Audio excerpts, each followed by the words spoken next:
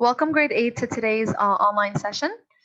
This week we're going to be starting a new story by the title of The Telltale Heart. This story is a short story. It is, of course, fiction. It's not real. It's based on true events, and your author is Edgar Allan Poe. If you follow with me and you open up your literature books, you guys will find that there is a big section discussing Edgar Allan Poe, and you need to know about the author, of course. And we need to learn that Edgar Allan Poe is a very eerie and mysterious author. He had a rough childhood. He was an orphan. At the age of 2, his parents passed away. His mom passed away, and his father actually abandoned the family, neglected his family when Edgar was only 2 years old. All right. Edgar then was asked to go to Virginia, and he was raised by another family by the name of the Allens. Okay, and hence his name is Edgar Allan Poe. He was also expelled from the University of Virginia, and also he was also expelled from the U.S. Military Academy at West Point. So we can see here that he is somehow troubled. All right.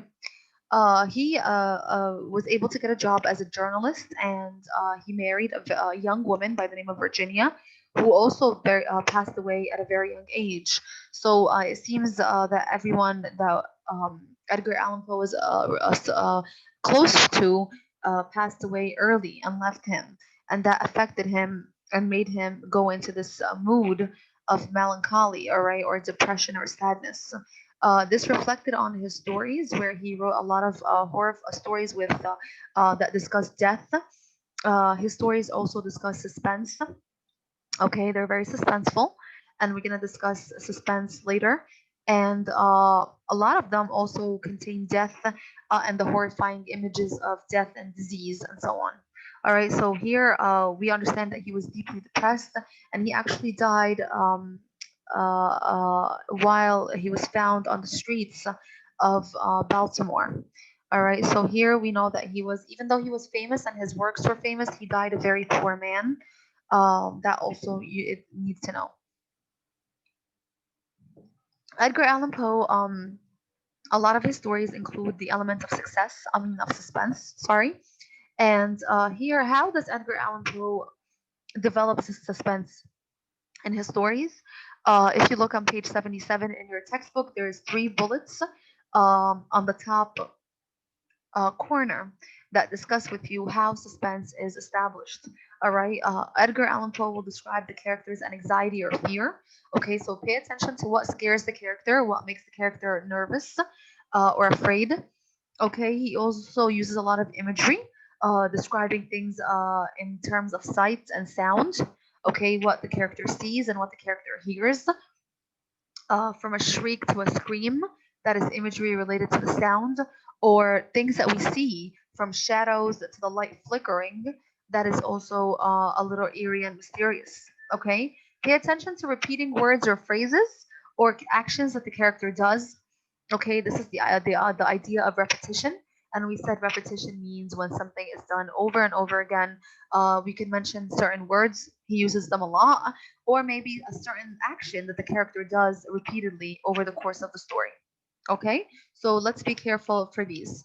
Um, if you guys go on SMS and look at the folder, you guys will see that I have posted for you a vocab sheet.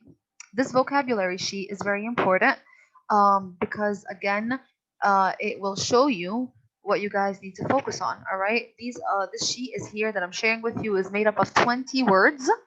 Okay, 20 words are not going to be covered on your quiz.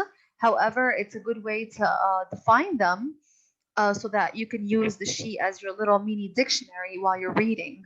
Okay, so that while you're reading, if you have any words that stand in your way, that you're able to define them and understand and better understand the story. The novel only includes, or the story only includes 10 words, and those are the 10 words that you guys will be tested on. And the first word is acute. Okay, you guys will see here. Okay, it's acuteness is here already. All right, the next word is audacity. All right, if you look through your list of words, you'll see that audacity is also listed here. Conceive, okay, so again, it's listed here for you. The next word is crevice. All right, if we look through the words again, maybe crevice is not here, but you can add it onto your list when you're studying, okay? And you can see the definitions for it in the book. Then we have the word derision, hypocritical, stealthily, stifled, vehemently, and vex. Okay, so these are your words that we need to know for this, and I'm going to add here the word crevice for you to have. Okay, so again, well, there'll be 21 words of vocab that we need to understand for the story. All right.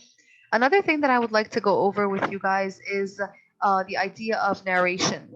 Okay. One of the things that we need to understand is what a narrator is. If you guys remember, a narrator is the person that is speaking to the reader.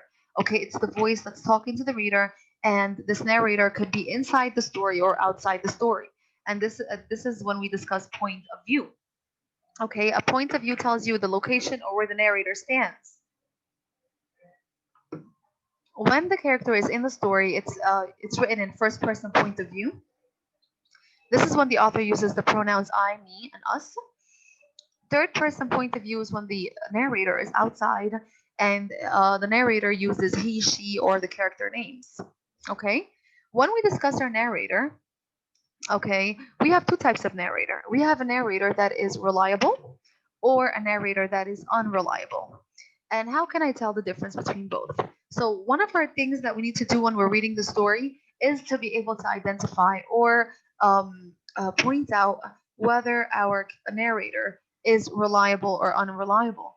And the idea of reliable comes from the word rely.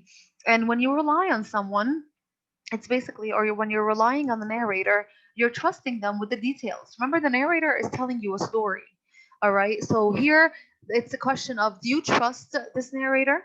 Is the narrator trustworthy? All right. We have to check his actions, his attitude, and his statements to make sure that the narrator is actually reliable. We can believe him and trust him that he is sharing with us true accounts of the story.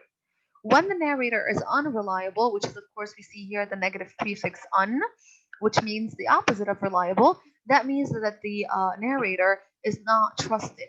Okay, the narrator is not trustworthy. We cannot trust them with the details, and we do not trust the idea of them sharing accurate information with us. Okay, the next thing that we need to know, how can I tell that my narrator is reliable? The narrator is reliable when they are telling you the story in an objective point of view. Or what do I mean by objective? That means they're not taking sides, okay? Objective here means that they're not biased. They're not leaning to one side more than the other. Basically, you want your narrator to be neutral, okay? The second thing is that you need to look at the values and the morals that your character, the narrator, has. If they share the same morals and values like you, that creates a trust between you and them, between the reader and the narrator. If you find that they are ethical, they have values, then you can kind of gain more trust. But if you see them immoral and they lack value, then you can probably mistrust them. Okay. The number three, here you have to make sure that your narrator has a lot of knowledge about the events and the characters in the story. All right. When they have a lot of information and they're sharing lots of information, it makes you believe that they actually know what they're talking about. When they can tell you more about other characters other than themselves, then they know what they're talking about. All this makes a reliable narrator. The next thing is an unreliable narrator. That's a narrator that we cannot trust. Okay, the narrator that we cannot trust is usually subjective. And what do I mean by subjective? It means to be biased. Okay, instead of saying the story neutrally by standing in the middle, I am taking sides. I'm leaning more towards favoring one side more than the other. Number two, I'm not credible because you can see the narrator lie on purpose for self-interest. Okay, like for example, lying to get himself or herself out of trouble. Number three, they deny the role in the events of the story. Okay, they deny what they did. Okay, they can basically not make themselves responsible for certain things that happen in the story. Number four, we'll see here that we do not agree with them in types of moral values. Okay, they can do things or agree to do things that we as readers find immoral or they lack value. Number five, which is a very important one, it's that your character, your narrator, could actually be mentally unstable. That means that they could have a mental disability or a mental condition, something that makes them narrate the story in a vague or incorrect way that makes us question what they say. All right, from examples of being a schizophrenic, maybe, or someone who has a brain or mental disorder. So we have to keep that in mind when we learn about the narrator. Number six, you'll find that your narrator is interpreting things in a very odd, illogical way. Okay, so when something happens, they understand it differently, differently than normal people would, or normally how the reader would interpret them. Okay, so these are little clues and hints to help you understand to tell the difference between reliable narration and unreliable narration. While you're reading the story, I want you to stop and think about everything that the characters do, your narrator is doing. And a little hint here, I need you to focus on how can you prove that the narrator is unreliable using the 6 bullets that I have discussed in this PowerPoint. Okay. That being said, I would like to give you a little feedback about the story. All right. The story again is Edgar Allan Poe is your author. I gave you a little background about that. The title of the story tells you Telltale Heart. So here we're gonna hear a story about a heart, okay? Or that the narrator is gonna tell us a tale. All right, share with us a story about a heart. So here we get that from the title. All right.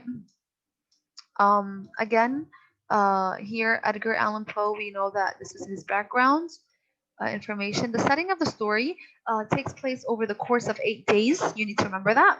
A week and a day. Okay, a week, 7 days, and then one day where the action all takes place.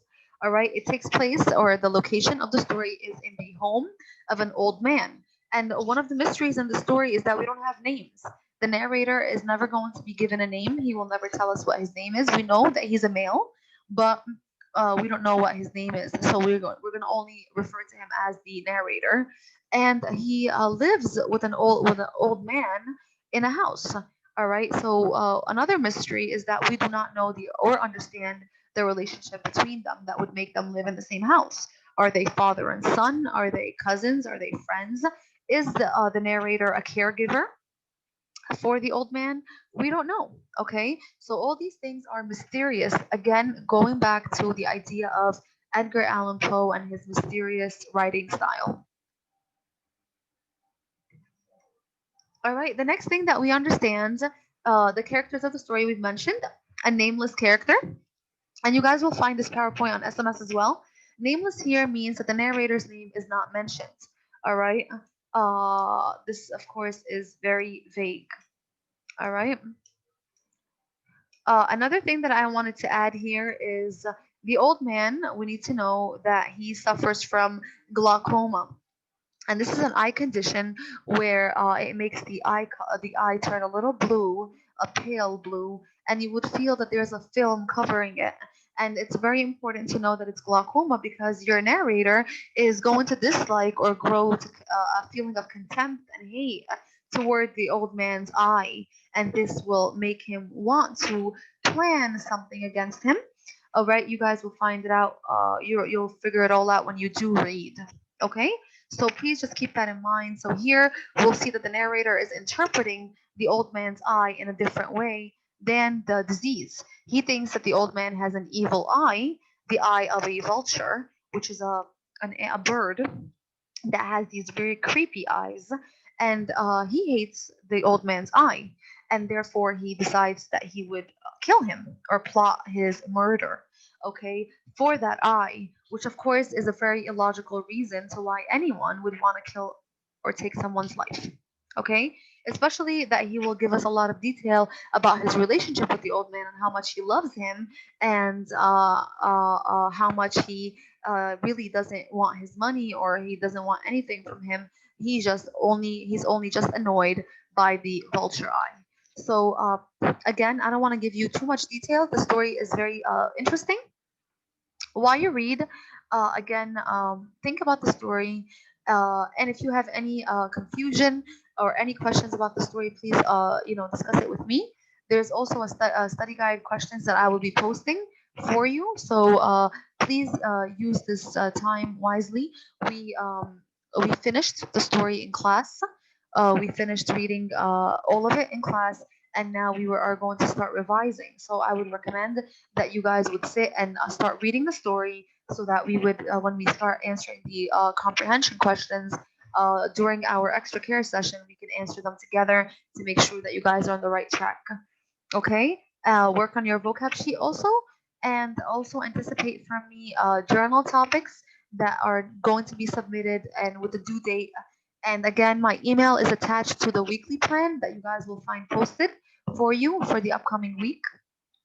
Okay, which is starting November 15th all the way to November 19th.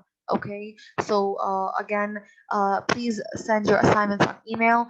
I will no longer accept anything on Facebook Messenger, because again, we're trying to be professional in the way that we handle our business. Okay, so thank you again for today's lesson. Please read the story, and if you have any questions, bring them to the table during the extra care session, inshallah. Thank you for listening, and I hope that you enjoy the story. Goodbye.